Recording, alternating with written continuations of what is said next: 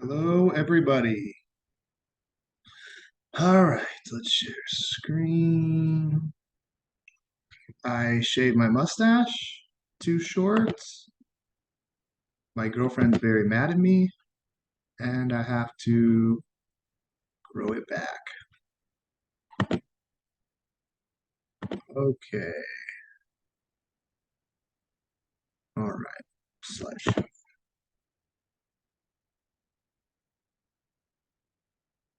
All right, so we are starting feminism. Don't worry, guys. Don't worry, fellas. Don't be scared, okay? As you notice, I'm not a woman. I don't know what it's like to be a woman. Sorry, turn my phone down. And we're gonna go to Charlotte Perkins Gilman. Um, I don't know. I'm gonna post. It's a short reading. The Yellow Wallpaper. There's like I think two movies, movie versions of the Yellow Wallpaper. You have to read it. I'll go into it in a little. But she's famous for it, so you probably read her in your English class. Is my point. These three slides are just taken from other people's like short little biography sections. So born in 1860. Let's see. Parents were well to do at the beginning. And then her father deserted her. Her mother really struggled. And yeah, Gilman described her childhood as painful. You don't need to know any of this on the test. Just give you kind of a slight background. She attended college, which was really rare for women at the time. Uh, so she had some kind of depression. Okay, so this is where we get to the yellow wallpaper. So she was uh, prescribed the rest cure. So basically, you sit in a room, you can't do anything. Again, this is described in the yellow wallpaper. You're not allowed to write, you're not allowed to talk to people, you're not supposed to get out of bed. Now, most of you guys, if you're already depressed, that sounds like a horrible idea. It sounds probably like a recipe for more depression. Um, this is what basically happens in the yellow wallpaper. She goes crazy. It's basically neurasthenia. Modern day would be postpartum depression. So, what do we know about this sort of condition in a body after a woman gives birth? Like hormones. A woman's hormones are rebalancing.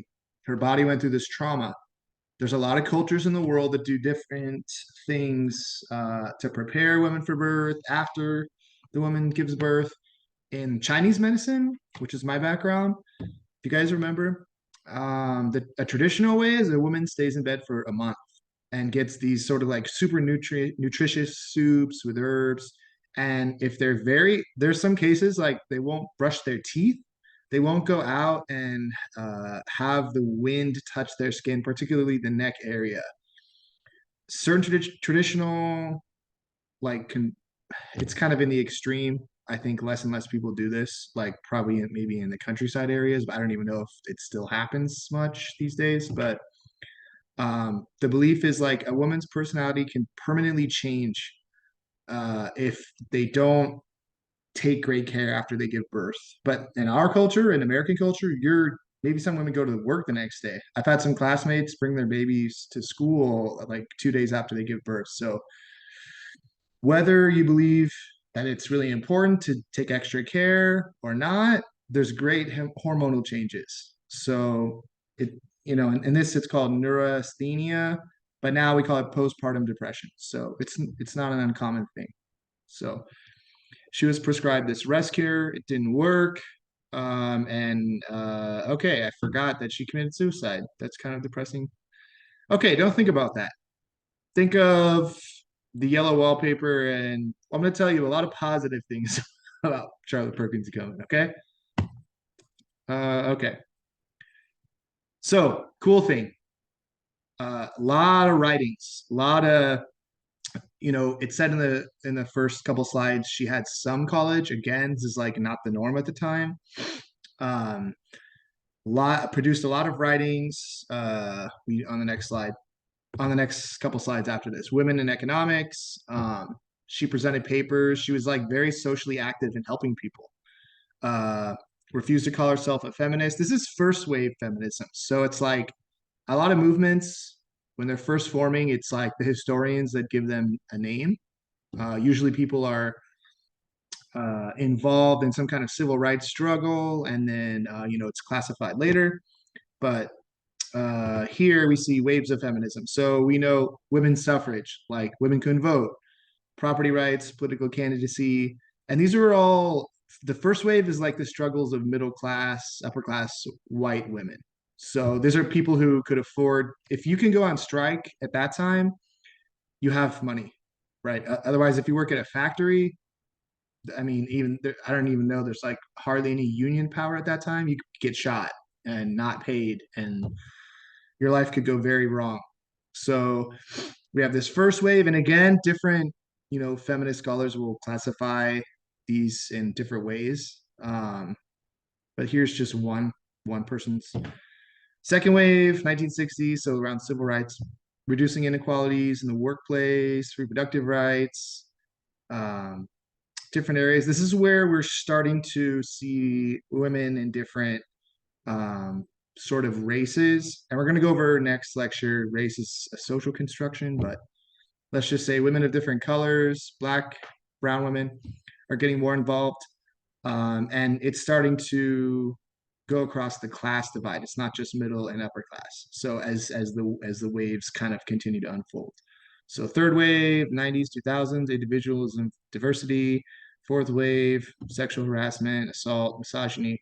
So these are just basic. Again, people will kind of group these in different ways, but I want you to know the first wave is just you see there's kind of like a classism and kind of a racism elements because it was only like middle, well-to-do, uh, middle class, upper class white women fighting for women's right to vote, and it just sort of bleeds into other areas as the waves unfold. So, hope you guys like my hat. It's like a Russian style hat. Just keeping my promise. Wearing different hats. Again, this is another person's explanation of first wave feminism. So here they say the liberal, naturalistic, reformist attack to dismantle discrimination, rights and representation of women, suffrage, so the right to vote, social and political life. So imagine a time, let's say, and there's women in my class. You're not allowed to go to school. You're not allowed to vote. You're expected to work in the kitchen. You're expected to just take care of kids. And some of you, there's a lot of, I'm half Mexican myself. Um, if you're a brown person, it's traditional. I bet your grandma and your mom, like culturally, a woman cooks a lot in, brown culture. This is still today, uh, I think the norm would be like, I mean, things are changing, things have been changing, but the norm is like heterosexual couple, man is the breadwinner, labors, and a woman takes care of the kids and does the domestic duties. So it depends on what culture you're in, but today that is still kind of the norm. So I think what's changed is, now it's more socially acceptable, even in, brown culture, for women to go to school, right? Maybe kind of put that on hold a little bit, or I think norms are changing where you can kind of work on your career and raise kids and do domestic work, or maybe you could have like a house husband situation where the woman is a breadwinner and the man takes care of the kids. That's not traditional, but I think that's changing, and those kind of norms are, way people are more progressive. So, but obviously, it's not like you look at media, among I think the general population, there's tons of other, progressive ideas in how we classify, sex and gender. But a lot of you guys are brown students. The majority of you are. This is the area that, we're in the San Joaquin Valley. So I just wanted to mention that kind of like traditional aspect that's still kind of here. But imagine if you weren't allowed to go to school. Imagine if you couldn't express your sexuality if you were non-binary or LGBTQ2 plus, right? If you're a bisexual or lesbian or gay, you uh you would have to keep it secret. You're expected at this time, especially if you're middle class, white woman, you raise the kids and you do not go to school, right? That's the norm. So the fact that Gilman went to school basically is self-taught, autodidact, produced a massive amounts of paper and uh, fine literary work is extraordinary. And even still to this day, um, this is like way beyond the scope of this class. But this slide is here. Way different types of feminism. You guys can, I'm not gonna really, besides like I'll test you like maybe on the first wave and second wave, but this is just way more information I think you guys need, but it's there if you want. So we have some main ideas of what feminism is.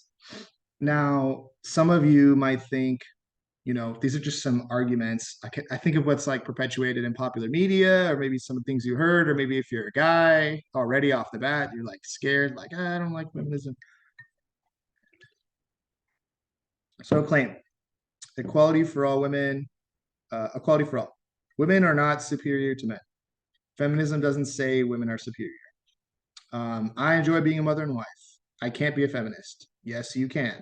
You can still adhere to traditional values and want equal rights. Feminism's only for women, and feminism hates men. Feminists don't have to hate men. Uh, I enjoy being feminine. You can be traditionally feminine and still be a feminist. It's just more about equal rights. Okay, so main books that she represents or that she wrote: Women in Economics, Yellow Wallpaper, Herland. So I'm gonna post Yellow Wallpaper because it's short and interesting, but we won't get into women in economics. But just to give you a general idea of her major works. So, and I think we'll have enough time to get into Martineau, Harriet Martineau. Um, Gilman had a unique ability. This is why I mentioned because Martineau was an excellent writer as well, another feminist early sociologist. She had a unique ability to explain social concepts using fictional and non-fictional forms. And this is the interesting part. Most biographies are written by literary critics. Um, they don't mention her as a sociologist. This is a problem. This is why, sorry, my friend's asking me to go to this concert. Um, uh, my bad. uh, so, most literary critics classify her, and again, this is why you have to kind of like revisit. And this happens in many different majors. People are labeled and label sticks, right? I mentioned this in the three types of sociological theories. We have conflict theory, symbolic interactionism, and structural functionalism. And you have these theorists group in these categories, and then they're kind of stuck in that label, and then people read it later and then misjudge these theorists, and it's just this crappy game of telephone of misinformation. So anyway, Gilman was like a multifaceted scholar. Definitely, you could classify her as a sociologist for sure. Um, okay. And again, like, look, she published papers in a sociological journal, many publications. So, okay.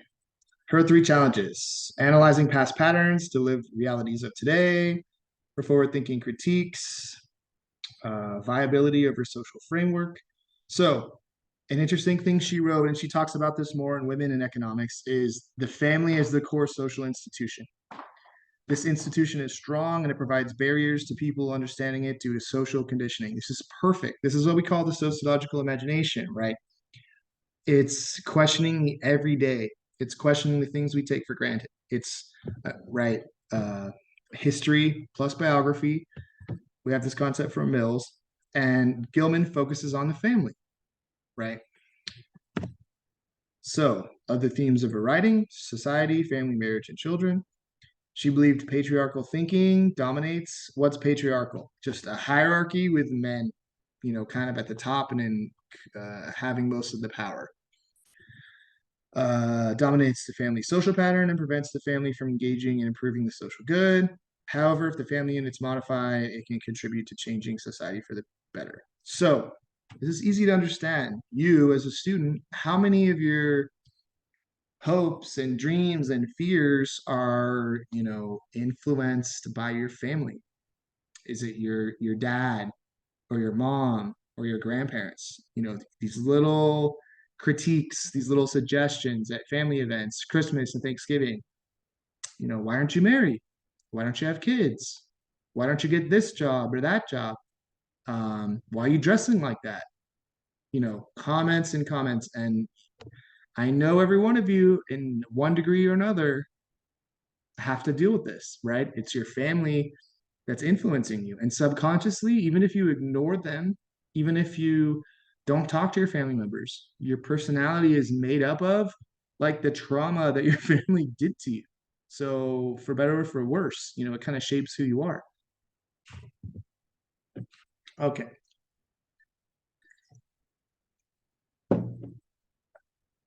Again, we have another the family structure is a man made institution. This is like what Peter Berger says. All of the ideas and systems and parts of our culture, social reality, cultural reality is created by people. The family structure is a man made institution, right?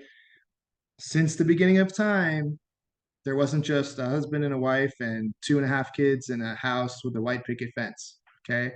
That's a modern nuclear family.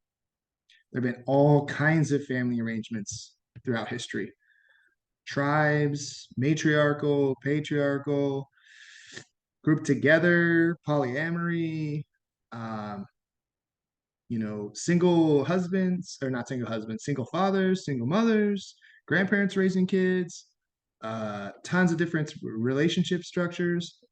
So Gilman argues that in her time, what the norm was, and still, kind of present in this day, it's male privilege. Males have usurped the matriarchal aspects of society. It serves to benefit patriarchal men.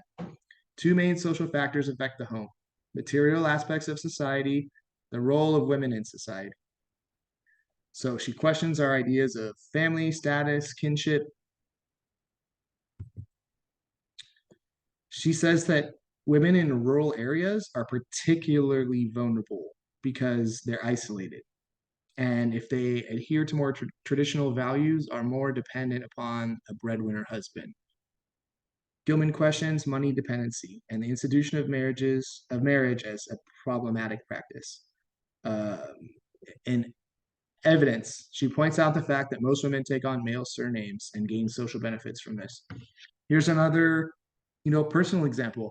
I I was married before, I'm divorced, but I wanted my wife to take my last name. And I'm going to be honest here. And I know this is a flawed reasoning. It's a stupid thing to believe, but I still believe it. I would want, if I got married again, my wife to take my last name. It's this thought in my head that I don't know why I have to follow, but it's there. It's real. Probably if I think about it, I think I might change my mind, but I don't know. The thought's kind of strong. I don't, I wouldn't want like to have a hyphenated last name. It's stupid. Do you see? This is why we have to examine our thoughts. This is why these bias thoughts are still there. And if you're honest, it's interesting to entertain, you know, not doing it or questioning why, right? Um, Again, some of you, this might make you feel uncomfortable. You might think, well, I like that traditional relationship where the man's the breadwinner. Great. But what if the man's abusive? What if they slap you around or call you names and you don't have any money? What are you going to do? Can you go and stay at a hotel for a week? You have enough money? You're going to have good enough credit to open up a bank account, put your name on an apartment to get yourself? Do you see how this is bad? Whether or not the type of individual arrangement you want for your family, who's a breadwinner, who has what role. This is very interesting that Gilman makes this point is money, money dependency and economics. What happens if you have partners that both bring in money? How does the power dynamic change? If you still want to have the traditional arrangement, fine, but it gives you the power to change it if you want. Very important distinction. You're in one, you willingly choose and you have the power to leave. The other, you're doing the status quo and you're kind of trapped. Food for thought. She claims society and marriage must be transformed so motherhood could be performed and praised. Another interesting point. She claims that motherhood is performed by untrained women. She talks about social parentage and the dangers of self-defeating practices. Okay, here's another interesting thought. We have to have a driver's license to drive a car. Why? Because cars are thousands of pounds of metal that can kill people, right? In an instant. That's what's so dangerous about them. But what if you create a kid that is dependent upon everybody else's resources, dependent on the state, uh, like becomes like maybe has some kind of physical or mental disability that's like not within their control. But what if they can't, what if they're not socialized and they don't fit in and they're like on, this is, an extreme example, on welfare or need support their whole life. They're not independent. What about if you have a kid and you don't have like a firm rule structure and they're very rebellious and they just are in prison their whole life? Now there are tons of other factors. I'm just saying a general example. There are tons of other factors at play. My example is kind of ridiculous because there's other social factors like poverty and you know domination and like just the general setup of structure of society to benefit higher class versus lower class. But all that withstanding, I know maybe I hope some of you aren't this way, but you have to have rules, right? In my past marriage, I had three stepkids. There were rules. As a person, as an adult, I need rules. If they're not there, people will go crazy. This is more like anomie and Durkheim or disjointed division of labor. If you don't know your role or a system's broken and people aren't doing the roles they're supposed to, there are a lot of family roles people can do. But a child, I think everyone can agree there needs to be stability, structure, right? If that's not there, you can create a monster. And I don't think everybody should be parents. This is Professor Luna's controversial opinion. I wouldn't mind if there was a license to have a child. When you get divorced and you have a custody battle, you have to take parent training courses for a reason. You have to, the court usually requires you to do this because not everybody is a good parent. Sorry. Is everybody good at an artist? Is everybody good at like training horses? Is everybody a good driver? No. Some people suck at all those things and they need help. It's a huge responsibility to raise a child. And Gilman says motherhood in particular, because at her time, uh, they had more responsibility. The support's not there. And she's going to have more things to say about this. So, biological reproduction is the main focus around social institutions. And she argues if we raise children properly, we need to transform society. This is an incredible insight. If you doesn't matter if you're a Republican or a Democrat, I think on both sides there are enough politicians to agree that Head Start program, free preschool, um, job training for single mothers, scholarships for single mothers is an amazing program. And our tax money should go to support that. The developing years are critical. This is something across the divide, the political divide, there's a lot of bipartisan effort because people know that time is critical in a child's life. So Gilman has a great point. We need to support mothers, right? She claims the pathway to doing this is to improve the economic, educational, and political status of women. Okay, now we're going to go a little bit towards her writing on women in economics, where she kind of hashes these ideas out in a little bit more specific way.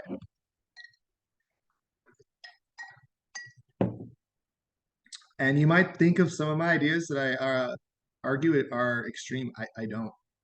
I cannot tell you, being in the educational world, particularly subbing at Fresno Unified, oh my God, I wish I could spank some parents or do more. People create monsters with no rules, and I don't think everybody should be a parent. It's just, it's sad. And she's right. We should have more support for parents. And when we go on, we'll see this sort of like contradictory stance that we have as a society towards mothers. Women in Economics summary from chapter 1, social problems. And she writes in a very logical way, like other sociologists. Social problems can be changed if we identify the cause. Individual will can triumph over natural law. Um, she's starting to set up her argument. Okay. 3 conditions humans are affected by: material, animal, social conditions. Food supply, huge point, is a huge factor in human development and life. Who has access to food? Occupation affects human life. And here's her way of classing occupation: pastoral, agricultural, manufacturing. Do you guys see kind of this logical progression? How like Bergerites, Smith, Durkheim says a general statement, sort of starts to go and hone in on the specific, right? This is more deductive reasoning. We start with a general principle and narrow it down to our individual argument. So we are the only animal, we're continuing. We are the only animal species where the female is completely dependent upon the male for food. This is her main thesis. I'll repeat that again. We are the only animal species where the female is completely dependent on the male for food. My cat. I don't think my cat. This is my cat, Philip. Last time my cat attacked my hat. That was my cat, Jack Black. She's a little bit more feisty, but Philip's pretty lazy. Okay. The economic status of the human female is relative to the sex relation. In no case is the female throughout her life supported by the male. Horses and women. Their labor is property of another. They work under another will, and what they receive depends not on their labor, but on the power and will of another. So, this seems like general and kind of strange, but she's getting towards her point. Okay. Just think females depended upon the male for food. That's her main argument. The economic status of men rests on the combined and exchange services of vast numbers of progressively specialized individuals. Economic progress, however, is almost exclusively masculine. Think about the time. This is the Industrial Revolution, and she's a middle class female. That's what. The labor now performed by men could not be performed by the women without generations of effort and adaptation. It's a little extreme, but she's, praising men. This is even more extreme. The male human being is thousands of years in advance of the female in economic status. The economic status of the human race in any nation at any time is governed mainly by the activities of the male. The female obtains her share in the racial advance only through him. Men make and distribute the wealth of the world, but women earn their share of it as wives. This assumes that the husband is the employer and the wife is the employee, or that the marriage is a partnership. Individual economic independence among human beings means that the individual pays for what he gets. Men and wife are partners. Okay, we're starting to see her argument again. She's whittling down these main points. Men have all the economic power, and they give it to their wife in certain ways, but they're not business partners. The wife is not truly a business partner, even though household labor has economic value. Here we go. We're getting into the nitty-gritty. Household labor enables men to produce wealth. Let's Focus on that. Household labor enables men to produce more wealth. Let's assume this is a nuclear family, heterosexual, male, female, and there's children. Okay.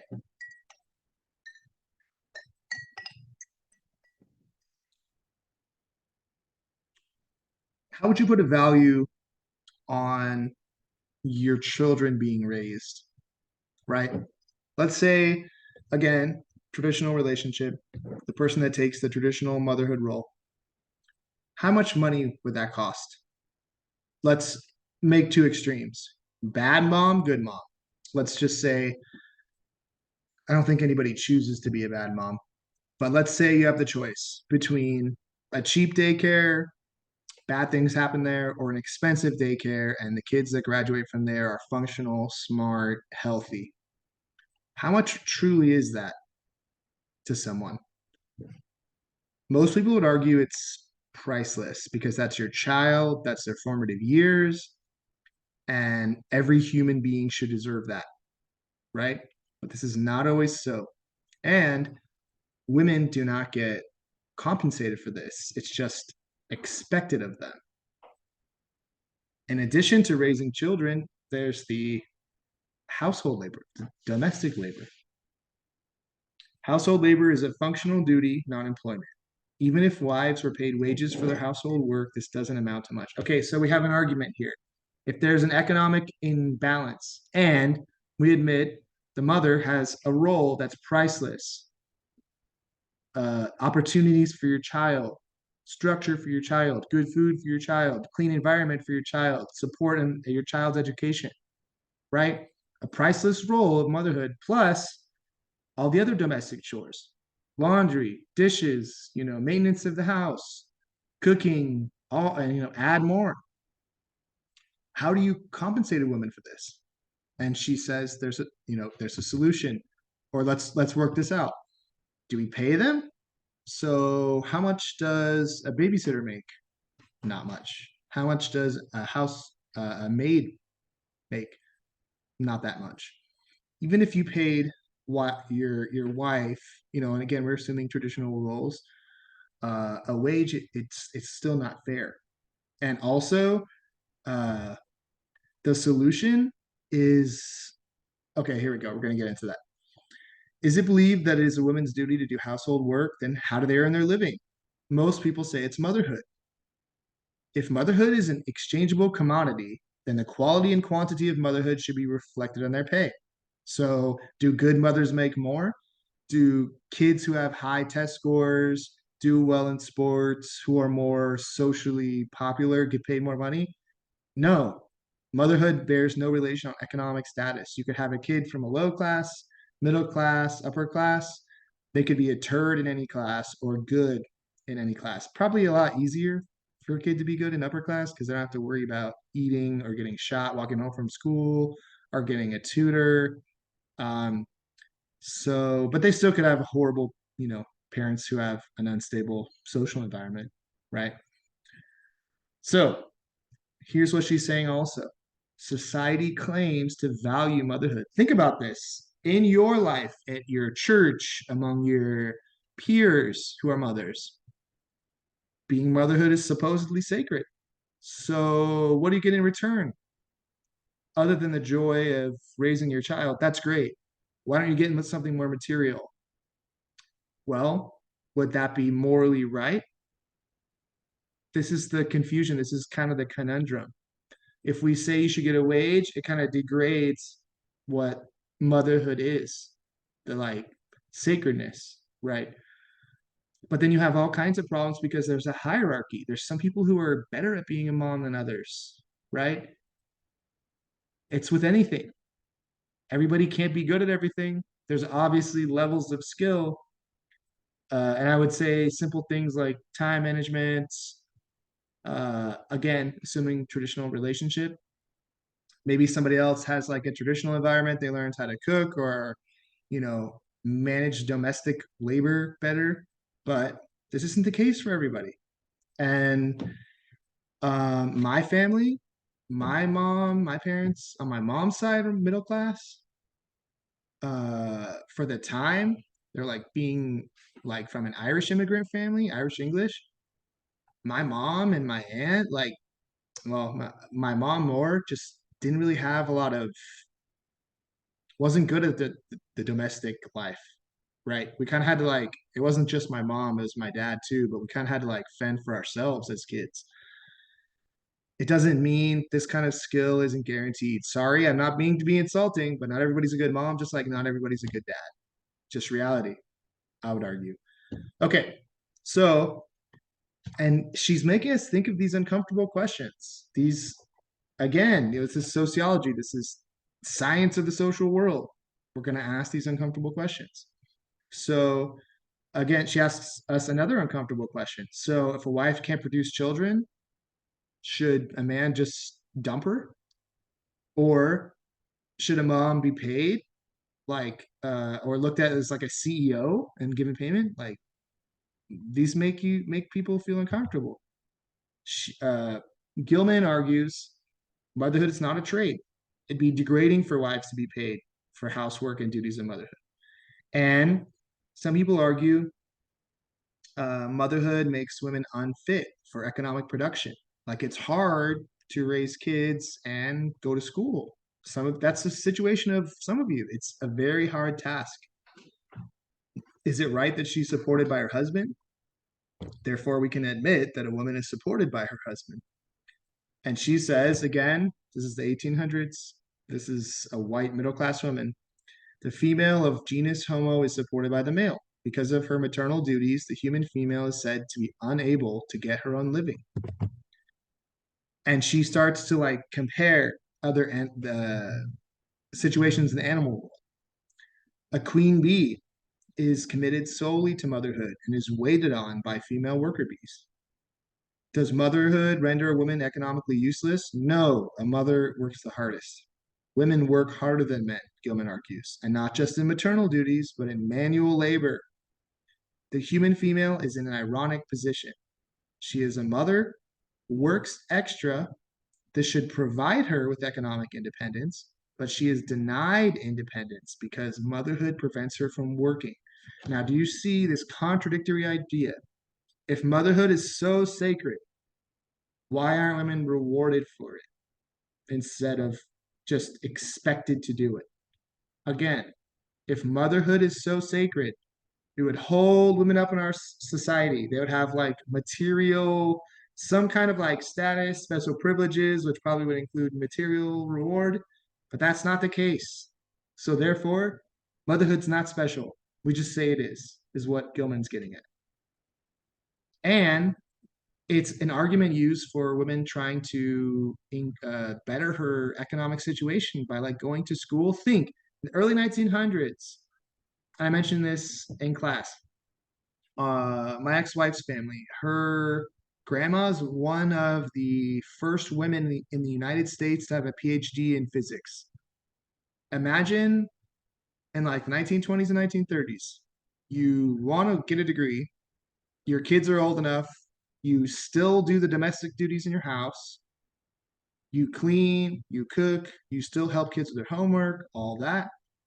Your husband's a breadwinner. Again, this is a traditional heterosexual dynamic. Okay. Just one type of example. Um, and you're trying to go to school, and your husband says, okay, go ahead, but I'm not going to pay for it. And you still need to do everything in the house and raise the kids. And I'm going to, and here's some other things that he's not going to say, but he's going to be embarrassed of you, not going to want to talk about it. If you bring it up in social situations and that's not the norm, he'll feel humiliated. Um, but she still does it, right? This is what first wave feminism, what these women are doing, breaking these norms, right? Doing things that other women aren't doing, pushing for. So this is a ironic position. Again, motherhood's so special, yet it's an argument used to hold a woman to be in an inferior position. Motherhood does not prevent one from working. Motherhood is the worker par excellence, but her work doesn't affect her economic status. She's dependent on the man who decides how much to give her. And here we have the thesis. We have all general statement, right? these different positions. What is motherhood? Why does women do domestic labor? How should it be compensated? Why do we claim to value that motherhood's important, right? This is her main point. The female of genus Homo is economically dependent of the male. He is her food supply. Okay? This is her main idea. What does that mean?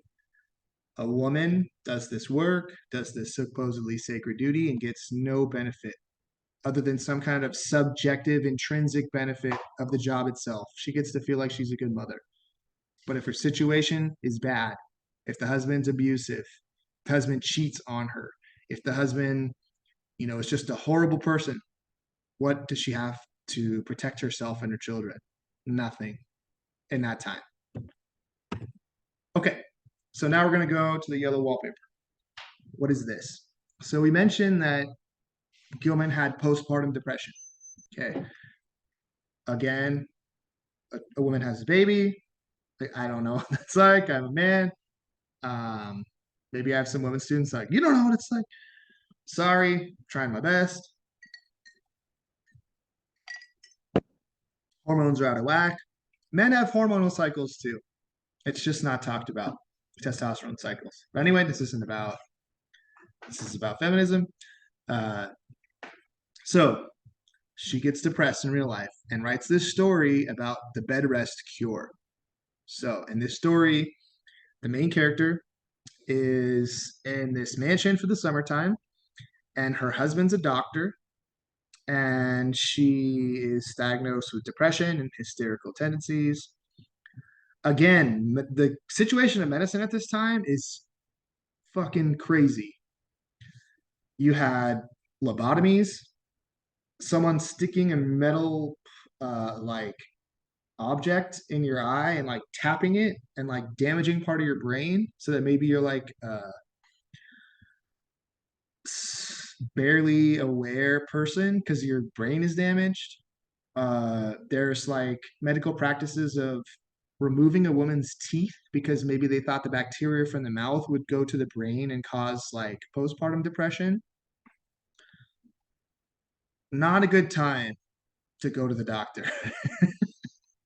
So anyway, uh, she is this character in a book staying in a mansion during the summer, and she's given bed rest. So the bed is heavy, bolted down. There's bars on the windows. She's not allowed to read or write or see a lot of people. She's basically a prisoner. And she's in a nursery. The room is a nursery. So it's like this infantilizing, like treating someone like a child, right? The main character has to write in secrecy. She starts fixating on this yellow wallpaper in the room, the patterns, the way it looks, and she starts to see people. Here's a quote: "I can see a strange, provoking, formless sort of figure. Seems to skulk about behind that silly and conspicuous front design." So she's starts to become obsessed with the wallpaper. So these are just quotes about her slowly going insane. Um, And basically, what this is saying, and you can kind of pause it and read it yourself, she starts seeing women trapped in the wallpaper, women imprisoned like she is. All these women in the wallpaper prisoned. She starts seeing when she looks out the window, women in the garden, women in the moon. There's all these like feminine symbols, but they're trapped like her. And they're trying to escape. They're like shaking these bars and trying to wander outside of their confinement. So and at the end, her husband just finds her and she's like wandering around the room, doing this crazy contorted walk, thinking that the wallpaper's opening up. And he just collapses. He passes out, and she just still thinks she's like helping women escape from the wallpaper, or imagines that she escaped from the wallpaper herself, but she's still trapped in the room. So it's a movie about insanity. And not a movie, it's a book, like a short story that got made into a movie, but it's sort of a metaphor for how she felt, and the condition of women at the time, trapped, infantilized, right?